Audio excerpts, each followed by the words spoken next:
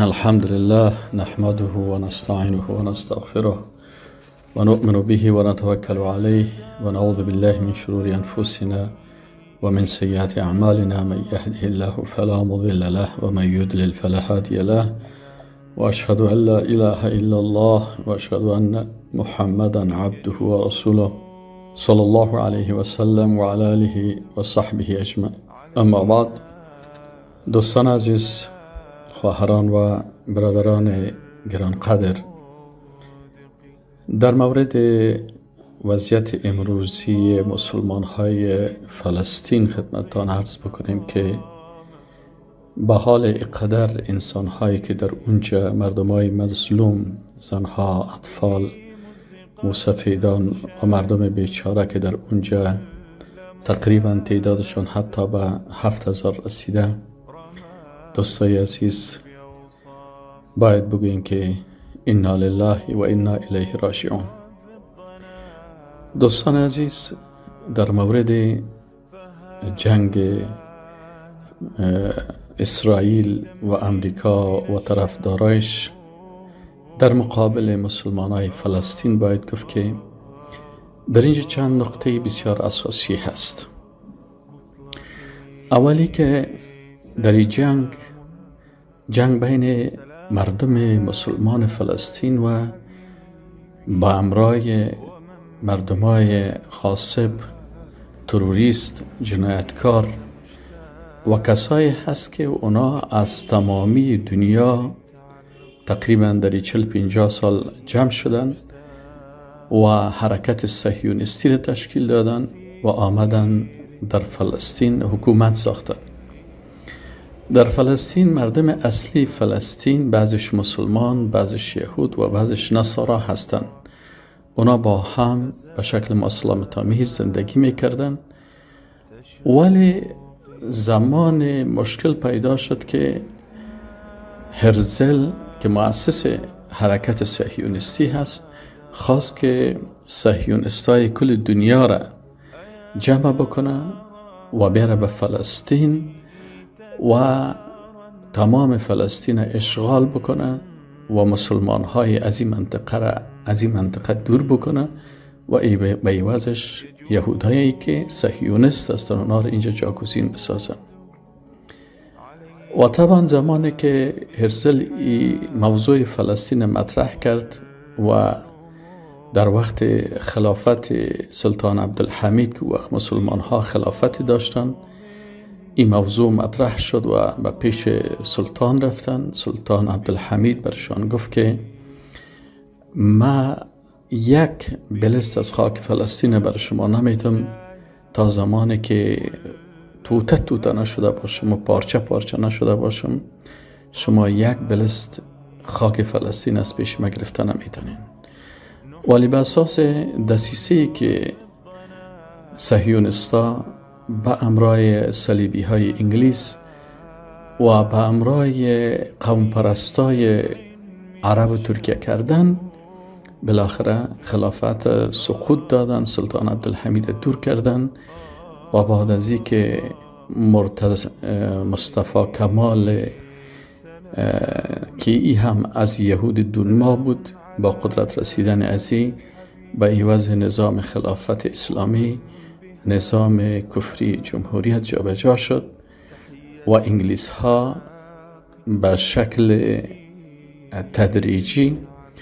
فلسطین تسلیم صهیونیستا کردن. دوستای عزیز، از همون وقت تا امروز این مشکلات بین مسلمان ها و بین صهیونیستا شروع شد و مسلمان ها و مجاهدین اسلام در مقابل از اونا از امروز جهاد اعلان کردن و همه مسلمان های دنیا اتفاق نظر دارن که اگر یک وجب از خاک اسلام به دست کفار باشه، بالای تمام امت اسلام جهاد فرض عین می باشه. نقطه دیگه ای که دوستای عزیز، امروز در فلسطین هر قسم مردم است، احزاب مختلف است. در فلسطین بعضی مردم سیکولار هم هستند موحدین هم هستند، مردمای دیندار و موحد هم هستند، مردمای دموکرات و مردمای که مطابق سیستم دموکراسی میخوان نظام بسازن اینا هم هستن. احزاب مختلف وجود داره، نمیشه که بالای تمامشان یک حکم بکنه. مثلا در افغانستان مسلمان هم هست، بعضی کسایی که میگه مسلمان هستیم قوم پرست و سیکولر و کمونیست و بیدین و دموکرات جمهوریت خواه به می قسم مثل که در اینجا هستن در اونجا هم هستن. بناهن در مقابل یهودیا و صهیونیستا و طرفدارای از اینا از امریکا و اروپایی ها تنها یک حزب یا یک گروه نیست که جنگ بکنن، بلکه تمام مردم فلسطین می جنگن و ای که مثلا در بینشان کی به کی هدف می جنگه او دیگه انما الاعمال بالنیات است و ما برای کسانی که به خاطر اعلای کلمت الله، به خاطر بلند شدن بیرق اسلام و به خاطر آزادی قدس اسلامی که یک مرتبه توسط عمر رضی الله تعالی عنه و مرتبه دیگر توسط سلطان صلاح الدین ایوبی فتح گردید، باز هم از الله میخواهیم که بر ما مسلمان ها توفیق نصیب بکنه که مرتبه سوم ایره از دست اشغالگرها ما و شما فتح بکنیم و توسط موحدین فتح شوه و بیرق اسلام در اینجا بالا شوه. و در جنگ فلسطین و در دفاع از قدس حتی تنها مردمی که در فلسطین هستن هم نیستن، بلکه مردمای مسلمان های دیگه جاها از تمام جهان در اونجا دلبسته هستن و اگر امکانات باشه هر مسلمان علاقمند از این است که به خاطر آزادی قدس و اعلای کلمت الله در اونجا هر مسلمان جهاد بکنه. دوستان عزیز، نقطه دومی است که اسرائیل در طول می چندین 50 سال به این شکل نشان داده می شد که یک دولت بسیار قوی هست، به خاطر ازی که یک وقت جمال عبدالناصر وقتی در مقابل از اینا با امرای سوریه و با امرای بعضی کشورهای عربی جنگ عرب و اسرائیل اعلان کردن و مشکل از اونایی بود که اونا خودشان مردم های بیدین و مرتدی بودن که به زیر بیرق عربیت می جنگیدن. اگر شما گپای علمایی که در او عصر بوده از بشنوین، اونا می گفتن که حتی مجاهدینی که می خواستن، مسلمان هایی که از دیگه کشورها می خواستن به علیه اسرائیل و به علیه ای حکومت صهیونیستی و طرفدارایش که او وقت انگلیس و فرانسه و امریکا و اینا بودن جهاد بکنن، حکومت ها و خصوصا حکومت مصر مانع از اونا می شد و همین بود که اونا نتانستن با لشکر سیکولر خود در مقابل از استاد شوند و علت شد که بالاخره اونا صهیونیستا تانستن که بر علاوه مناطقی در فلسطین حتی مناطق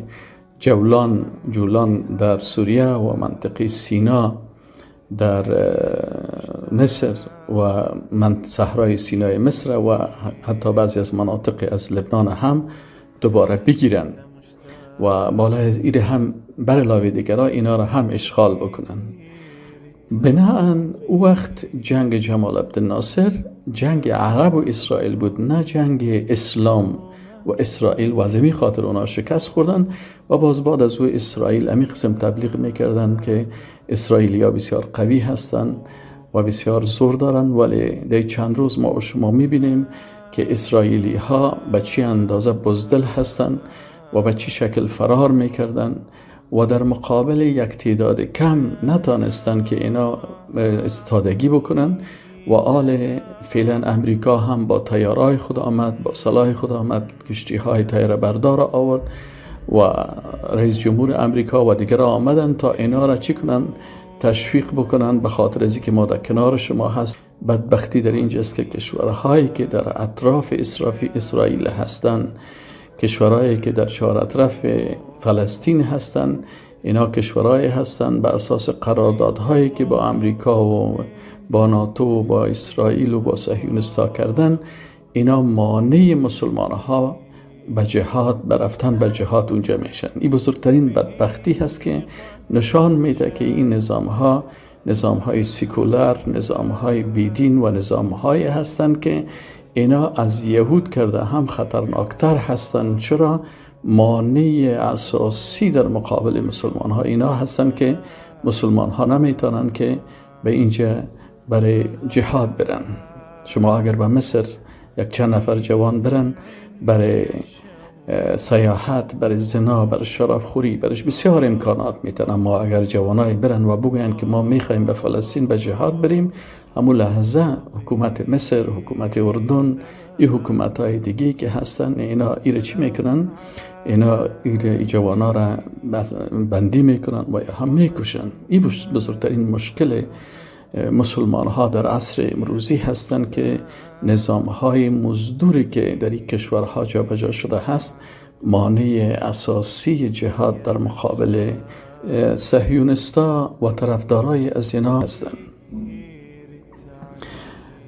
دوستای عزیز، موضوع سومی که در اینجا خدمتان به عرض برسانم این است که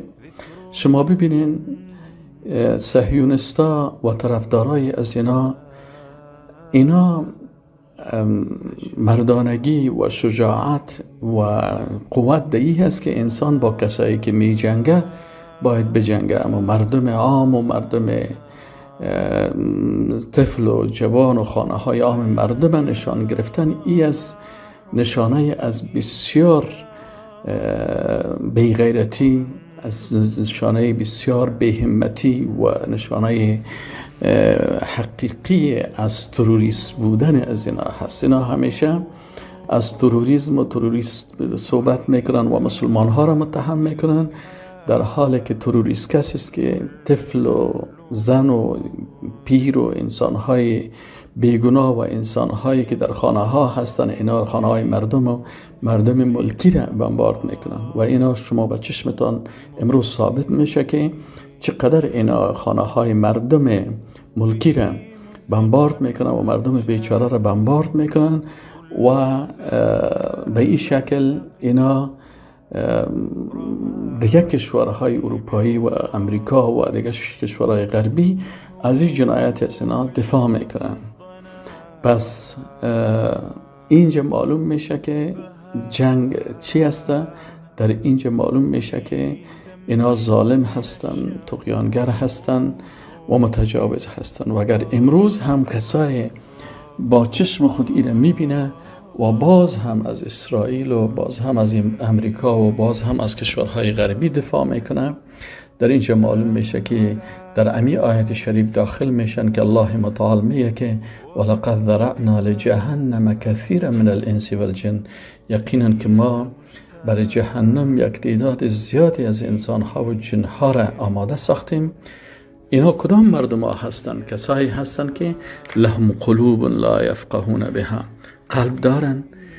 با قلب خود حقیقت درک نمی کنن. چشم دارن، با چشم خود حقیقت نمی بینن. گوش دارن، با گوش خود حقیقت نمی بینن. امروز نمی بینن که هر شب به صدها تن طفل در زیر خانه ها، نمی بینن به صدها زن در زیر خانه ها توسط بمبارد و توسط از بین میرن. طفلای معصوم در شب خانه ها دوا نیست، وضعیت بسیار خراب است، ولی به چشم می بینن. باز هم اینا حق پیدا نمی کنن و نمی فهمن که مردم مظلوم فلسطین، مسلمان های مظلوم جهان مظلوم هستند و اصل تروریست امریکایی ها و اروپایی ها و انگلیس ها و اینمی ناتو و طرفدارای از اینا هستند.